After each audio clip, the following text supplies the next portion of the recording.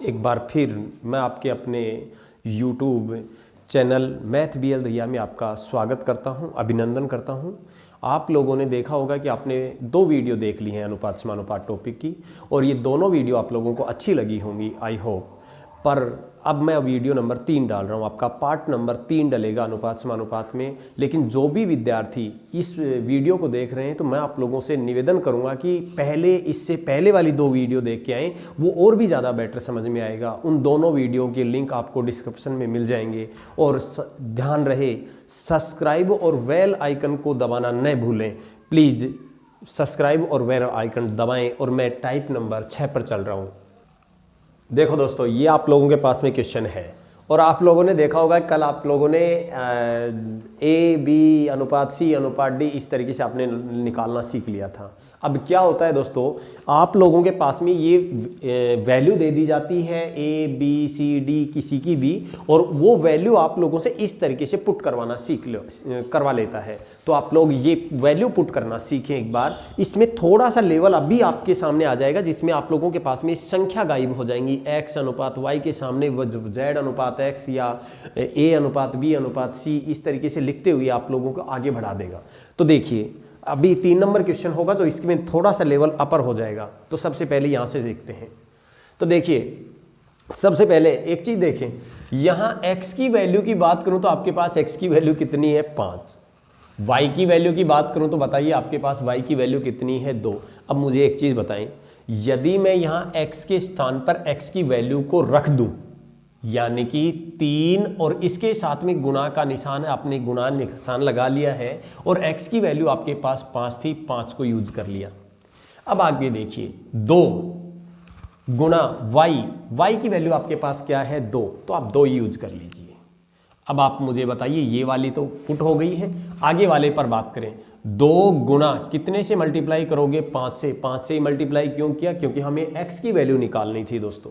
यहां से देखिए, यहां 3 गुणा y की वैल्यू यूज करना है। आपके पास y की वैल्यू क्या दी हुई है, 2, तो आप लोगों ने इस तरीके से एडजस्ट कर दिया। अब आप देखिए, यहां पर बोलो 5 को 3 से गुणा करेंगे 15, 2 को 2 से गुणा करेंगे 4। यहां देखिए, 5 दूनी 10, 3 दूनी 6, अगर 15 में 4 जोड़ देते हैं तो ये बन गया 19, और यहां 10 में 6 घटा देते हैं तो बन गया 4, और यही हमारा आंसर होगा। ध्यान दें दोस्तों, मैं दोबारा से एक बार रिपीट कर रहा हूं। मेरे पास x की वैल्यू 5 है और y की वैल्यू 2 है। मैंने x के स्थान पर 5 से मल्टीप्लाई कर दिया, y के स्थान पर 2 से मल्टीप्लाई कर दिया। तो देखिए, 5 को 3 से मल्टीप्लाई किया 15, 2 को 2 से मल्टीप्लाई किया 4। अब बताइए, 15 और 4 कितने हो गए, 19। यहाँ से देखिए, 5 दूनी 10, 3 दूनी 6, 10 में से 6 अगर लेस हो जाते हैं तो 4 बच गए। देखिए, अब आपके पास संख्या क्या बची, 19 अनुपात 4। अगर ये कटता तो काट देते, अब ये संख्या कटती नहीं है, इसलिए यही तुम्हारा आंसर होगा। क्वेश्चन नंबर नेक्स्ट देखें, सेम ऐसे ही है। आप देखिए, a की वैल्यू कितनी आ रही है आप लोगों के पास में, 3। b की वैल्यू कितनी आ रही है आप लोगों के पास में, 4। तो आप a के स्थान पर 3 लिख दीजिए। तो देखो, 4 गुणा a का मतलब 3 है, और b का मतलब 4 है। देखो, ये 4 रहा। और यहां पर देखिए, 5 गुणा a का मतलब 3 है, और -2 b का मतलब 4 है। अब आप मुझे एक चीज बता दीजिए दोस्तों, 4 को 3 से गुणा करते हैं 12, प्लस में 4। यहां देखिए, 5 को 3 से गुणा करते हैं 15, 2 को 4 से गुणा करते हैं 8। यहां देखिए, अब इससे आगे 12 में 4 जुड़ जाएंगे, बन गए 16। यहां 15 में से 8 चले गए, बन गए 7। तो देखो, आप लोगों के पास में आंसर आ गया 16/7, और ये 16/7 ही तुम्हारा आंसर होगा। ध्यान रहे, इस प्रकार के क्वेश्चन में बटे में ही छोड़ देता है, सही बटे में नहीं करवाता है। बाकी फिर भी अगर सही बटे में यहाँ से पूछ लिया जाए तो हम इसे सही बटे में भी लिख सकते हैं। लेकिन अब हमारा आंसर क्या आ गया, 16/7। देखो, कितने आसान क्वेश्चन दिख रहे थे, लेकिन इसी में से थोड़ा सा लेवल बढ़ाते ही आप लोग कंफ्यूज हो जाते हैं। कंफ्यूज न हो, मैं क्वेश्चन नंबर 3 लेके आ रहा हूं। देखें दोस्तों, यहां से आपके पास में ये क्वेश्चन आ गए हैं। सेम क्वेश्चन वैसे ही हैं जैसे आपने पहले में किए थे। जो 1 नंबर और 2 नंबर क्वेश्चन किए थे वही क्वेश्चन यहाँ पर हैं, लेकिन करने का प्रयत्न करना, मैं आपको समझाने का भी प्रयत्न कर रहा हूँ। देखिए, आप लोगों को खूब अच्छे से पता है कि A अनुपात B की वैल्यू दी हुई है B अनुपात C की। A अनुपात B बराबर है B अनुपात C, तो आपको A की पावर 4 अनुपात B की पावर 4 का मान ज्ञात करना है। तो अब आप लोगों को एक चीज़ तो क्लियर हो गई कि हम लोग यहाँ पर A की वैल्यू रख सकते हैं, यहाँ पर B की वैल्यू रख सकते हैं, यानी कि A और B की वैल्यू रख सकते हैं यहाँ पर। तो अब अपने पास में न तो अकेले A की वैल्यू सेट है और न ही अकेले B की वैल्यू सेट है। तो हम क्या करेंगे, देखो A और B की वैल्यू निकालने के लिए, देखो A बटे B, क्योंकि अनुपात को हम बटे में लिखते हैं, बराबर हो गया B बटे C। अगर आगे बढ़ते हैं तो देखो, बचपन में आप लोगों ने सीखा था कि क्रॉस मल्टीप्लाई करना। आप लोग क्रॉस मल्टीप्लाई करते हो तो आपके पास वैल्यू निकल के आ गई B का स्क्वायर बराबर में AC।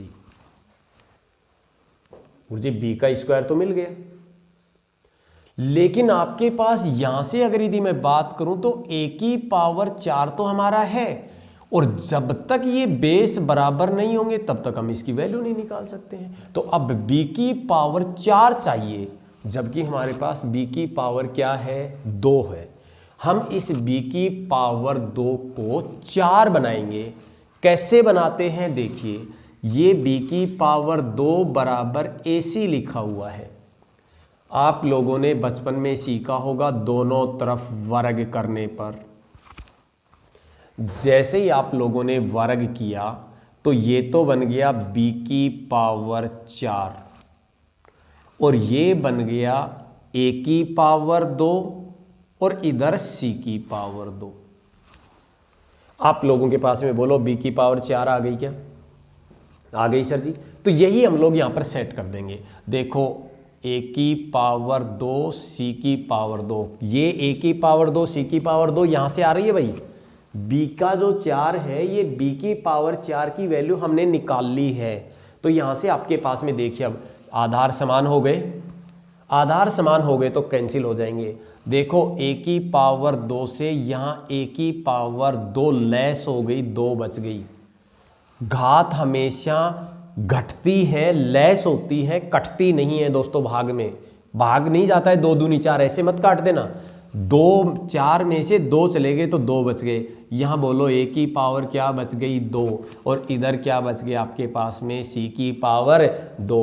तो आपका आंसर क्या आ गया, A की पावर 2 अनुपात C की पावर 2। यही तुम्हारा आंसर था। अब आपके दिमाग में एक चीज़ और चल गई होगी, गुरुजी ये 4 क्यों बनाए, ये 2 क्यों लिखा अपनी मर्जी से। तो देखें दोस्तों, आप लोगों ने बचपन में सीखा था घातांक करने से, तो वो घातांक करने वाली चीज़ ही यहाँ पर चलती है दोस्तों। ज़्यादा कुछ नहीं करना है आप लोगों को। जैसे यहाँ पर ये B की पावर 2 थी और मुझे B की पावर 4 बनानी है। 4 बनाने के लिए मैं इसे 2 से ऊपर स्क्वायर लगा देता हूं। जब ये दोनों घात आपस में गुणा होंगी तो 2 दूनी 4 हो जाएगा। जैसे ये तो आप लोगों के पास में 4 बन गया। यदि आपको B की पावर मान के चलते हैं 6 चाहिए, तो हम क्या करेंगे, B की पावर 2 तो हमारे पास में है और इसकी तरफ क्या कर देंगे, क्यूब लगा देंगे। तो देखिए 3 दूनी 6, ये आप लोगों के पास में बराबर बन गया। लेकिन ये आप लोगों का यहां से समझ में आ गया, तो ये कोई दिक्कत नहीं करेगा आप लोगों को। ए B की पावर 2 थी, उसे 4 बना लिया। जैसे ही हमारे पास में 4 बन गया है तो आप लोगों के पास में A की पावर 2 और C की पावर 2 यूज कर ली। क्वेश्चन यही है, क्वेश्चन यही है जो ऊपर लिखा था। लेकिन देखो सब कुछ ही बदल गया, देखने में ही बदल गया भाई साहब। तो देखो कैसे करेंगे अब इसे। आप लोगों को खूब अच्छे से पता है कि A की वैल्यू तो C है, ऐसे ही तो पढ़ते थे। जैसे अपन इस तरीके से पढ़ते थे कि x अनुपात y बराबर में 2:3 हो। तो बताइए x की वैल्यू क्या थी, 2, इधर y की वैल्यू क्या है, 3। तो इसमें बताओ A की वैल्यू तो क्या है, C, और B की वैल्यू क्या है, B। तो रख दीजिए बस केवल इसे। मैं यदि यहां पर रखूं इसके स्थान पर, तो आप मुझे बताइए MA और यहाँ पर क्योंकि ए तो है ही हमारे पास में, मैं यहाँ से लिखना चाहूँ NC, लेकिन C के स्थान पर मैं क्या रख सकता हूँ A, और A के स्थान पर क्या रख सकता हूँ C। तो यहाँ पर देखिए मैं C के स्थान पर A रख रहा हूँ। क्योंकि ये A क्यों रखा, क्योंकि A की वैल्यू है वो C है और C की वैल्यू क्या हो जाएगी A, यानी कि x की वैल्यू 2 है और 2 के स्थान पर क्या रख सकता हूं x रख सकता हूं। तो इसी तरीके से यहां पर मैंने a के जगह पर c रख दिया और c की जगह पर a रख दिया। किसी को भी आप बदल सकते हो इनमें। तो देखिए नीचे देखिए अब आप लोग, यहां क्या मैं लिख दूं क्या MB, लेकिन इधर देखिए क्या मैं इस b की वैल्यू d लिख सकता हूं क्या, और d की वैल्यू b लिख सकता हूं क्या। तो केवल मैंने यहां पर NB। अब आप मुझे केवल एक छोटी चीज़ बता दीजिए दोस्तों, क्या ऊपर वाले में से आपके पास एक कॉमन आ रहा है क्या। यहाँ से एक कॉमन आ गया, बोलो अंदर क्या बच गया M प्लस N, और बटे में क्या बच गया B कॉमन आ गया M प्लस N। तो देखिए M प्लस N से तो कैंसिल हो गया और आपके पास में जो आंसर बचा वो बच गया A/B, और यही तुम्हारा आंसर है। देख लीजिए ये तुम्हारा आंसर है। उम्मीद करता हूँ अच्छे से समझ में आया होगा। एक बार फिर रिपीट कर रहा हूँ, A की वैल्यू C है, C की वैल्यू A है, यानी कि A के स्थान पर हम C रख सकते हैं, C के स्थान पर A रख सकते हैं, B के स्थान पर D रख सकते हैं, D के स्थान पर B रख सकते हैं। तो इनमें से किसी एक को भी बदल लो, एक को बदलेंगे, यानी मान के चलो आपके पास में यहाँ आप ये कह देते हो गुरुजी मैं तो A के स्थान पर C रखना चाहता हूँ, तो भी कोई फर्क नहीं पड़ेगा। क्यों फर्क नहीं पड़ेगा, देखिए यहाँ से कोई इस पर प्रभाव नहीं पड़ेगा, क्योंकि आप लोगों को पता है कि अनुपात में हम इस तरीके से लिखते हैं A/B किसके बराबर होगा C/D के, लेकिन C/D इसमें ऑप्शन नहीं था, इसलिए हमने इसे C/D में चेंज नहीं किया, यानी कि C में चेंज नहीं किया। हमारे पास यहाँ पर A और B में आंसर है, यहाँ पर देख लीजिए। तो आप लोगों ने A और B में आंसर होने की वजह से हमने इस वाले को भी A में बदल दिया और इस वाले को भी B में बदल दिया। तो यहाँ A के स्थान पर तो हमने यहाँ C के स्थान पर तो A रख दिया, इस C के स्थान पर A रख दिया, इस D के स्थान पर B रख दिया, और आप लोगों के पास में बन गया MA plus NA। A common आ गया तो M प्लस N अंदर बच गया, इसमें से B कॉमन आ गया तो M प्लस N बन गया, और ये कैंसिल आउट हो गया M प्लस N से M प्लस N, और संख्या आपके पास में ये बच गया A/B। तो A/B ही तुम्हारा आंसर है। आई होप कि बहुत अच्छे समझ में आया होगा। मैं टाइप नंबर नेक्स्ट लेके आ रहा हूँ, वो देखें। देखो दोस्तों, आप लोगों के पास में टाइप नंबर 7 स्टार्ट हो गई है, और इस टाइप में भी सेम पहले जैसी टाइप में आप लोगों के पास में करना पड़ता है। लेकिन एक चीज़ ज़रूर है दोस्तों कि इस प्रकार की टाइप में आप लोगों के पास में पहले तो केवल AB मिलता था, अब इसमें AB की जगह पर देखो P, Q, R, S, T, U मिले हुए हैं। और ये लिखने का ढंग दो तरीके से होता है, एक ये होता है, एक ये ऊपर होता है। इससे प्रभाव कुछ नहीं पड़ता, सेम होता है। ये लिख दीजिए चाहे ये लिख दीजिए, क्योंकि मैं आपको खूब अच्छे से बता चुका हूं कि जब P अनुपात Q ओब्लिक P/Q भी लिख सकते हैं, यानी कि A अनुपात B को हम A/B भी लिख सकते हैं, यानी कि अनुपात को बटे में भी लिख सकते हैं। तो ये बटे में लिख दिया है, या अनुपात में लिख दिया है। अब इसे समझने का प्रयास करें दोस्तों। देखो मैं तुम्हें समझाने का प्रयास यहाँ से कर रहा हूँ। आपके पास ये इनकी वैल्यू देके इसकी वैल्यू पूछ ली गई है, तो कैसे करेंगे। सबसे पहले अपने पास में P की वैल्यू होनी चाहिए, R की वैल्यू होनी चाहिए, T की वैल्यू होनी चाहिए, यहाँ पर Q की वैल्यू होनी चाहिए, S की वैल्यू होनी चाहिए और U की वैल्यू होनी चाहिए। और ये अपने पास में दी हुई है, इन्हें वहाँ पर एडजस्ट करना है। पहले मैं आपको आपके अकॉर्डिंग बेसिक बता रहा हूँ जो होना चाहिए वो। देखिए यहाँ P की वैल्यू आप लोगों के पास में 2 है। इधर से देखते हैं Q की वैल्यू आपके पास 3 है, क्योंकि जो नाम पहले आएगा उसकी वैल्यू पहले, जो नाम बाद में आएगा उसकी वैल्यू बाद में।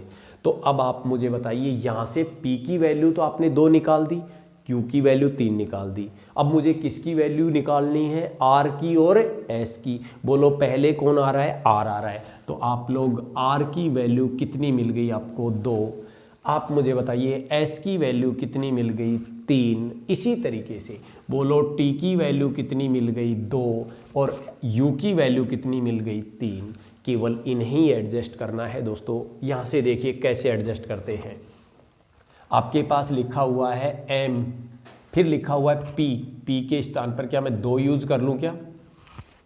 आगे देखिए प्लस एन और बाद में आर लिखा हुआ है, आर का मतलब भी क्या 2 है क्या? देखो आर का मतलब 2 है, प्लस ओ गुणा टी, टी की वैल्यू कितनी आपके पास 2, ये लिख दिया गया। आगे देखिए यहाँ से आपके पास आ गया एम, क्यू, क्यू की वैल्यू आपके पास में देखो, क्यू की वैल्यू कितनी है 3। इसी तरीके से यहाँ पर n की बाद में s की बात करते हैं तो s की वैल्यू भी आपके पास क्या है 3। इसके बाद आपके पास में लिखा हुआ है दोस्तों u, यहाँ से o और फिर u की वैल्यू कितनी है 3। तो देखिए दोस्तों यहाँ से अब आगे सोल्व करेंगे तो आप मुझे बताइए क्या मैं यहाँ से इसमें से 2 कॉमन ले लूँ क्या? हाँ गुरुजी ले सकते हैं। तो बताइए 2 कॉमन आ गया तो ये 2 बाहर आ गया, ये भी 2 बाहर आ गया, ये भी 2 बाहर आ गया, तो अंदर क्या बच गया m plus n plus o। यहाँ से देखिए आपके पास 3 कॉमन आ गया तो अंदर बच गया m plus n plus o। ये आप लोगों के पास में मिल चुका है। अब आप मुझे एक बात बताइए, मैंने पहले भी बार बार बताया था आपको, फिर दोबारा से बता रहा हूँ, अनुपात का मतलब होता है जहाँ तक संख्या कटती हो काट दीजिए। तो आप काट दीजिए, देखिए सेम मिल रहा है m plus n plus o, m plus n plus o, तो ये तो कट गया और आपके पास क्या बच गया 2:3 और यही हमारा आंसर है। लेकिन आप लोग इस तरीके से समय खराब मत करना, इसे पूरा करने के लिए मैं आप लोगों को सीधी सीधी बात कर रहा हूं जिसमें आप लोगों का कम से कम समय खर्च होगा। बहुत सारे लोगों के तो दिमाग में आ गया कि गुरुजी ये 2:3 है, 2:3 ही आ रहा है, यही ठोक देंगे हम तो। कर दो भाई, मना कौन कर रहा है, लेकिन फिर भी समझना आवश्यक है। कैसे आता है ये देख लीजिए, समझे। यहां से आप मुझे एक चीज बताएं पहले, ये तो आपको कन्फर्म हो गया कि P की वैल्यू, R की वैल्यू और T की वैल्यू कितनी है गुरुजी 2 है, लिख दूं 2? हाँ जी। अब आप मुझे एक चीज और बताएं, यहीं से यदि मैं आप लोगों से यहां से पूछूं कि Q की वैल्यू, S की वैल्यू या U की वैल्यू, इनकी वैल्यू कितनी है, तो आप लोग कहोगे गुरुजी 3 है, तो मैं यहां ये 3 लिख रहा हूं। क्या इतना समझ में आ गया क्या? गुरुजी समझ में आ गया। तो अब आप मुझे बताइए, इनकी वैल्यू तो आप लोगों ने लिखी ही दी है, तो आप मुझे बताओ यहाँ क्या बच गया गुरुजी m plus n plus o, इधर क्या बच गया m plus n plus o। तो आप मुझे बताइए m plus n plus o से m plus n plus o cut गया क्या? हाँ जी, कैंसिल हो गया। तो बचा क्या अपने पास में गुरुजी 2:3, तो ये 2:3 ही तुम्हारा आंसर होगा। चलो बहुत अच्छी बात, आपको समझ में आ गया होगा। तो ये क्वेश्चन निकालने का प्रयत्न करें, वही बात निकल के आएगी इसमें भी, लेकिन करते हैं, देखो आपके अकॉर्डिंग ही हम लोग करेंगे। आप लोग मुझे एक चीज़ बताएं, a/b इसका मतलब हो गया 1/2, यानी कि a की वैल्यू 1, c की वैल्यू 1 और e की वैल्यू 1, इन सब की वैल्यू 1 है। इधर से बात करेंगे तो बोलो 2, b की वैल्यू 2, d की वैल्यू 2 और f की वैल्यू 2। यहां आप लोगों ने a b c d e f की वैल्यू निकाल ली है, यानी कि आपको पता चल गया है। तो आप देखिए, मैं यहां से लिखना स्टार्ट कर रहा हूं, बोलिए 3 गुणा a की वैल्यू क्या है 1, प्लस बताइए 5 गुणा c की वैल्यू क्या है 1, प्लस 7 गुणा e की वैल्यू 1, अनुपात देखिए 3 गुणा b की वैल्यू 2, प्लस 5 गुणा d की वैल्यू आपके पास 2, प्लस 7 गुणा f की वैल्यू 2, ये लिख दिया गया है। अब आप सोल्व कर दीजिए, 3 प्लस 5 प्लस 7, 3 दूनी 6, 5 दूनी 10, 7 दूनी 14। अब आप लोग केवल इनको जोड़ के लिख दीजिए, देखिए 3 और 2 5, 5 और 7 12। यहाँ से देख लीजिए 10 और 6 16, 16 और 14, 16 और 14 28, सॉरी 30, ये कहीं गलती हुई है दोस्तों, दोबारा से देखें यहाँ से 3 और 5 8, 8 और 7 15, और यहाँ से बात करते हैं 10 और 6 16 और 14 30। तो आप मुझे बताइए संख्या मिल गई 15 एकम 15, 15 दूनी 30, और आप लोगों का रिजल्ट निकल के आया 1:2। लेकिन आप मुझे एक छोटी चीज़ बताइए, आप क्यों समय खराब कर रहे हो? आप कहोगे गुरुजी क्या करें? तो भाई ज़्यादा टेंशन लेने की ज़रूरत ही नहीं, आप तो मुझे यहाँ से बता दीजिए। यहाँ यदि मैं बात करूँ आप लोगों से, तो आप लोगों ने अभी अभी थोड़ी देर पहले भी एक चीज़ सीख ली थी कि यहाँ A की वैल्यू, C की वैल्यू और E की वैल्यू मुझे दी हुई है क्या? 1। तो आपने 1 नोट कर दिया। यहाँ से आप देखिए B, D और F, B, D, F की वैल्यू आपने 2 दी हुई है, 2 को नोट कर दिया।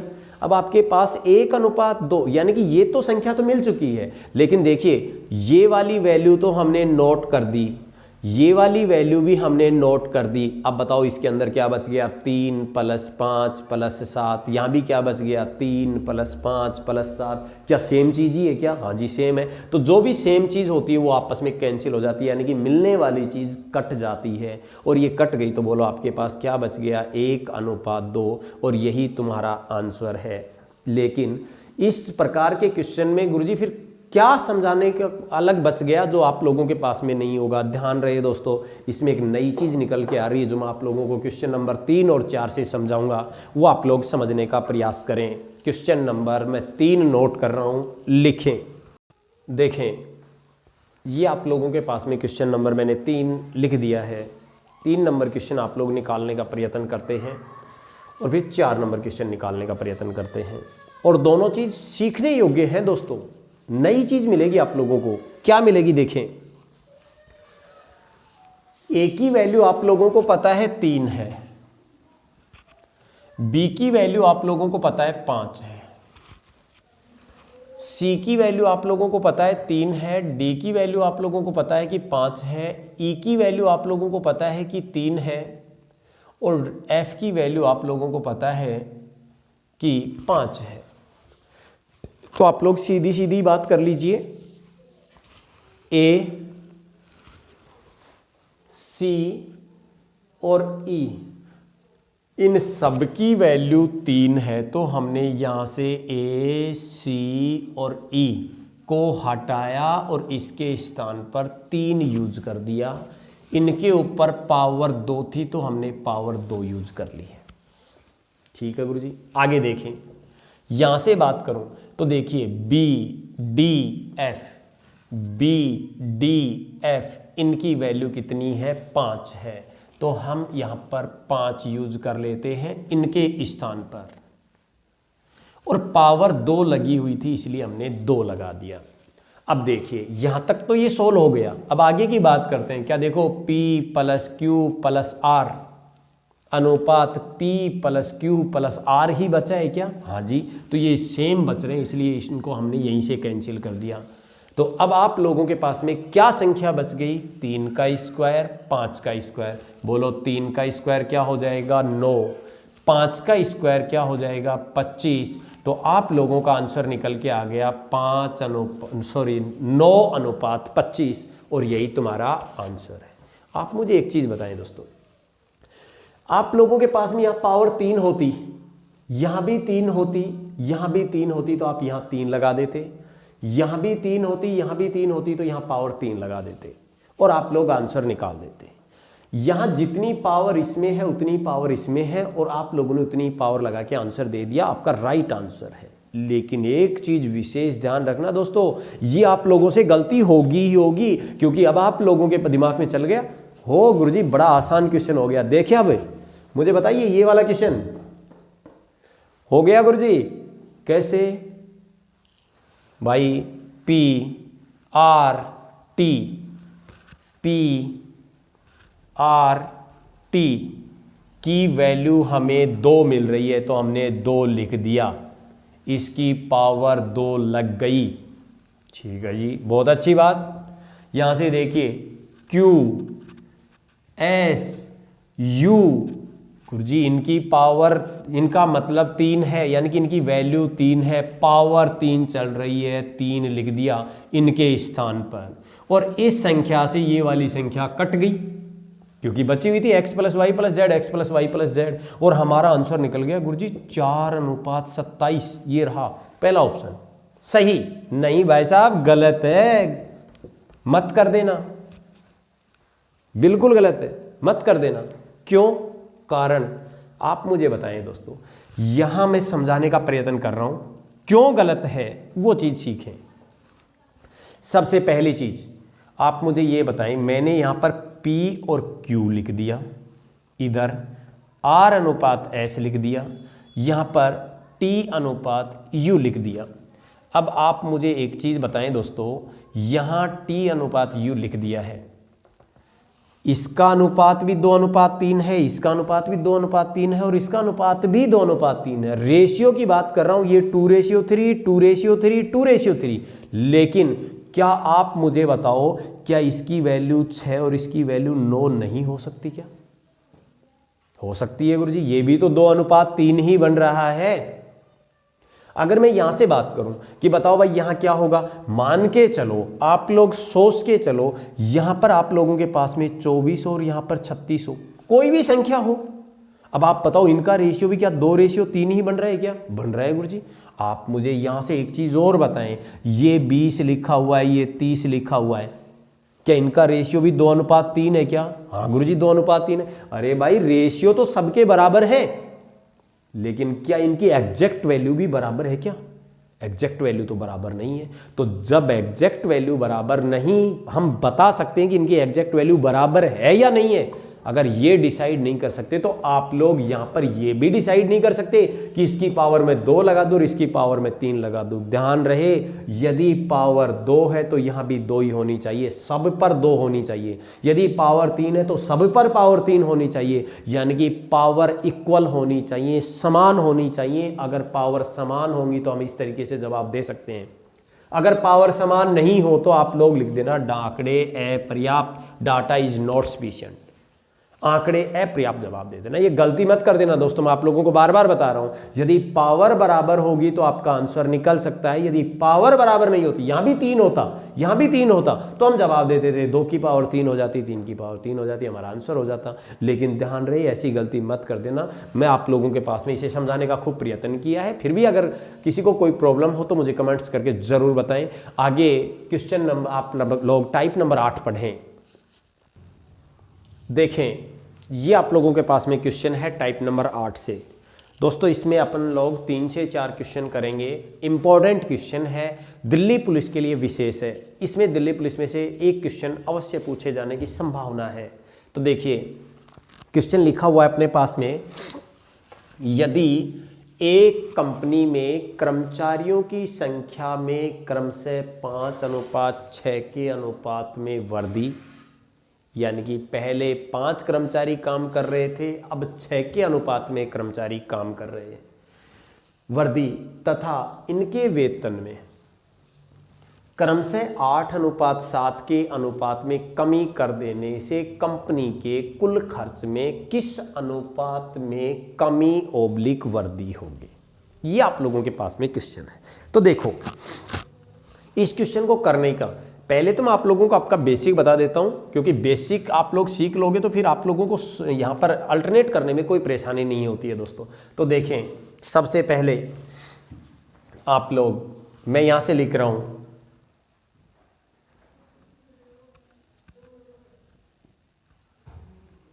कर्मचारियों की संख्या